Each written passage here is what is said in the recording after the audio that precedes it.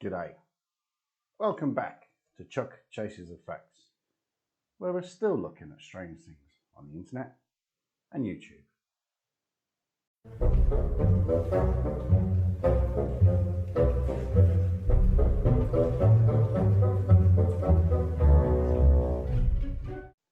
So here is part 2 of the 1987 Treaty of Peace and Friendship between the United States and Morocco. Articles 11 through 25. Now, I watched the video again not long ago because I was looking at some comments, and it was a bit drab. It's because I'm reading from a script, but we'll just try and zhuzh it up a little bit and try not to sound so monotone. So here we go, Article 11. Article 11.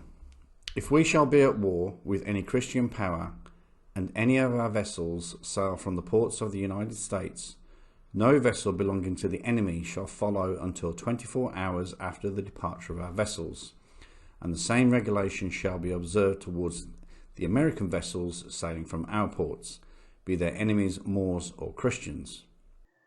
So Article 11 is if a ship is at war and they are in the opposite port, for example, Morocco is in an American port whilst at war, then the Moroccan ship must be given a 24-hour head start on the opponent's side so they can get away. Article 12. If any ship of war belonging to the United States shall put into any of our ports, she shall not be examined on any pretence whatever, even though she should have fugitive slaves on board, nor shall the governor or commander of the place compel them to be brought on shore on any pretext, nor require any payment for them. Article 12. If an American warship docks in a Moroccan port with slaves on board, they will not be forced to bring them on shore, or they must not be asked for payment of said slaves. Article 13. If a ship of war of either party shall put into a port of the other and salute, it shall be returned from the fort with an equal number of guns, not with more or less. Article 13.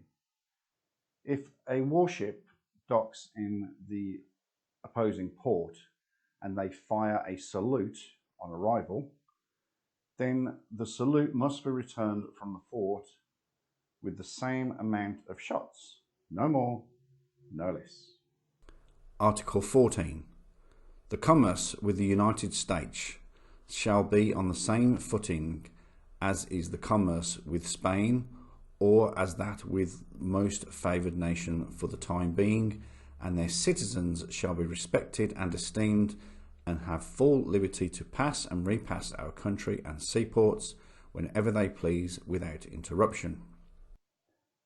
Article 14. Exports may come and go uninterrupted, and citizens will be respected and have the liberty to come and go as they please. Article 15. Merchants of both countries shall employ only such interpreters and such other persons to assist them in their business as they shall think proper.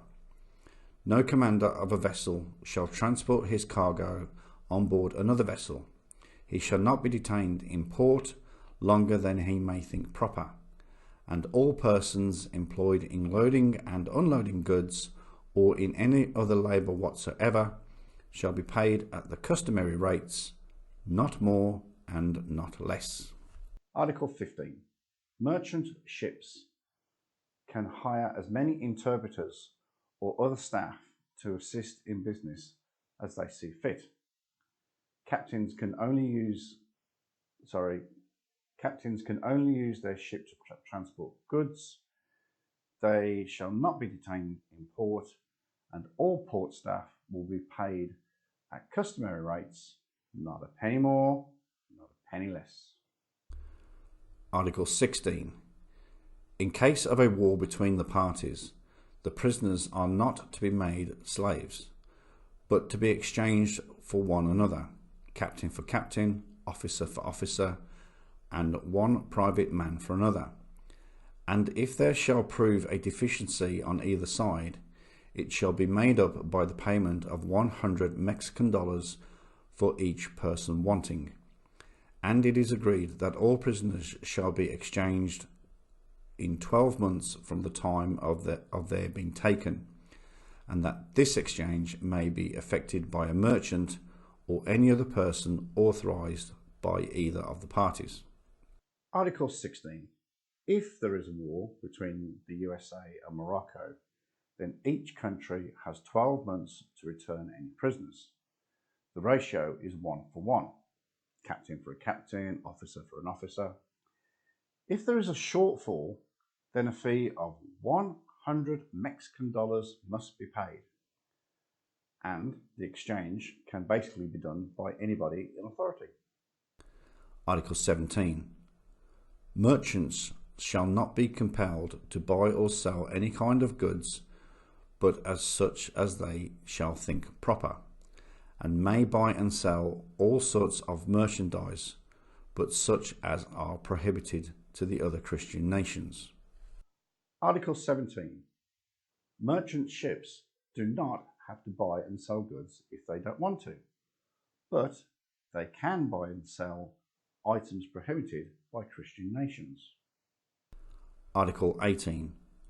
All goods shall be weighed and examined before they are sent on board, and to avoid all detention of vessels, no examination shall afterwards be made, unless it shall first be proved that contraband goods have been sent on board, in which case the persons who took the contraband goods on board shall be punished according to the usage and custom of the country, and no other person shall be injured, nor shall the ship or cargo incur any penalty or damage whatever. Article 18. All goods will be weighed and inspected before a ship is loaded, and shall not be touched again until it is proved that there is contraband on board. If contraband is found, the only person who will be punished is the person who accepted the goods, and the ship will not incur any penalties. Article 19. No vessel shall be detained in port on any pretence whatever, nor be obliged to take on board any article without the consent of the commander, who shall be at full liberty to agree for the freight of any goods he takes on board. Article 19. A captain can refuse to have anything brought on board that he doesn't want brought on board. Simples. Article 20. If any of the citizens of the United States or any persons under their protection shall have any disputes with each other, the consul shall decide between the parties, and whenever the consul shall require any aid or assistance from our government to enforce his decisions, it shall be immediately granted to him. Article 20. If a US citizen or anyone under their protection has a dispute with any other person, the consulate will act as a mediator, and if the consulate requires aid or assistance from the Moroccan government, then they shall be given it immediately. Article 21. If a citizen of the United States shall kill or wound a Moor, or on the contrary, if a Moor shall kill or wound a citizen of the United States, the law of the country shall take place, and equal justice shall be rendered, the consul assisting at the trial, and if any delinquent shall make his escape, the consul shall not be answerable for him in any manner whatever. Article 21. If one person should kill another, i.e. Moroccan kill American or American kill Morocco, the law of the country in which the crime took place shall be upheld. Very important. If the consulate is assisting the offender and they escape, the consulate shall not be held accountable. Article 22.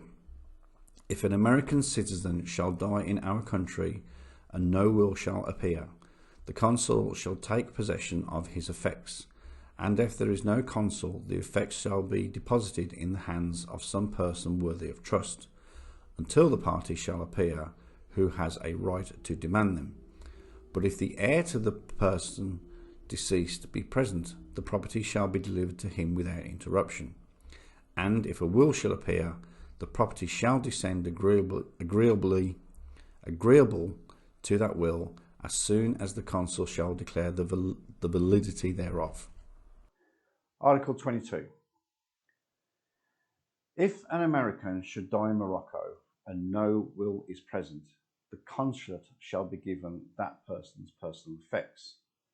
If there is no consulate, then the effects will be given to a person of trust until a next of kin turns up.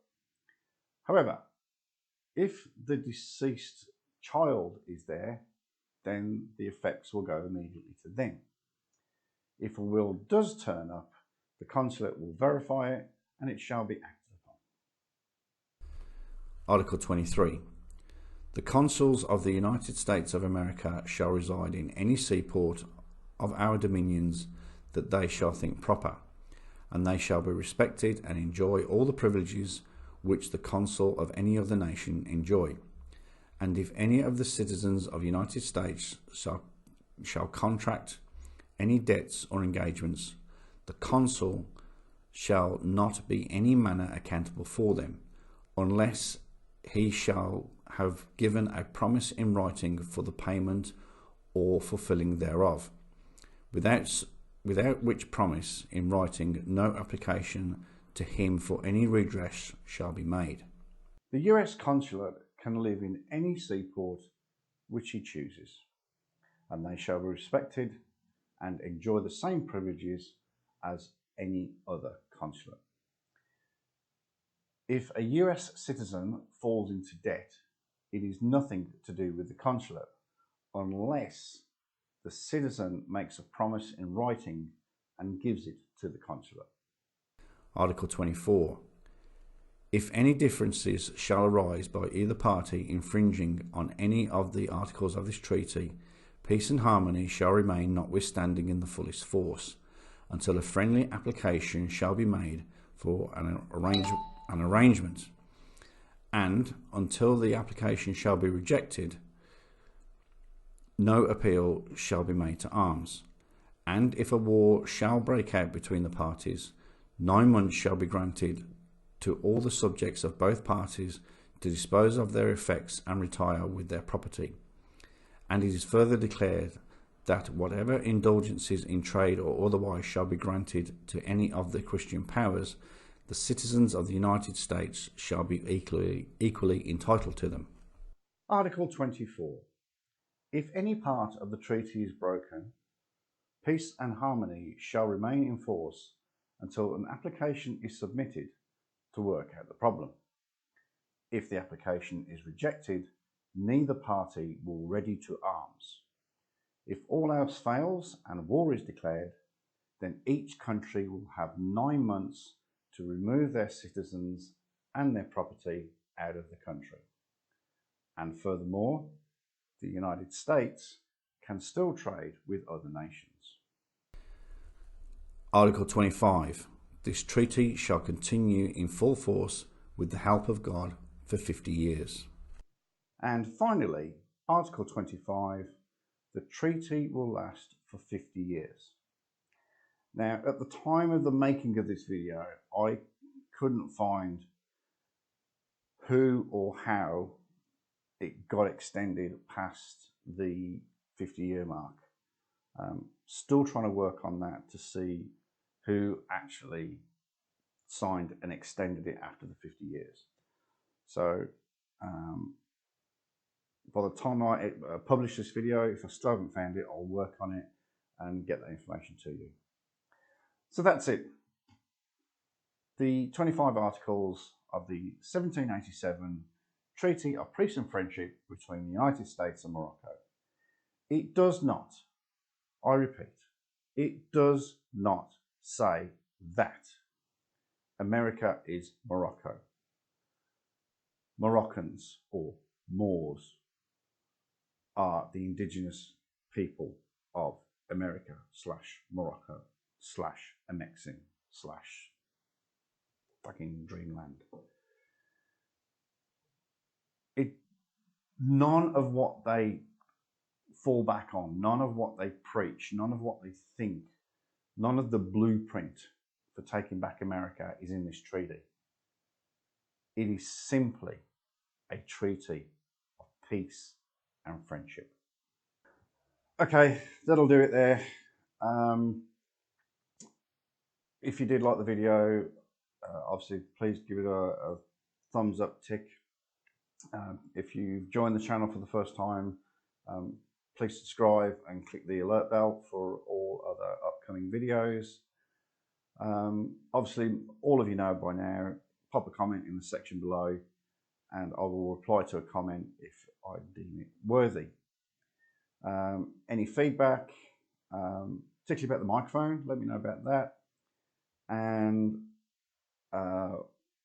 working on the next video of Joseph Pigott, I'm going to look at that video from December and probably have a crack at that in the next few days. Other than that, thank you for watching, thank you for staying to the end, and good day.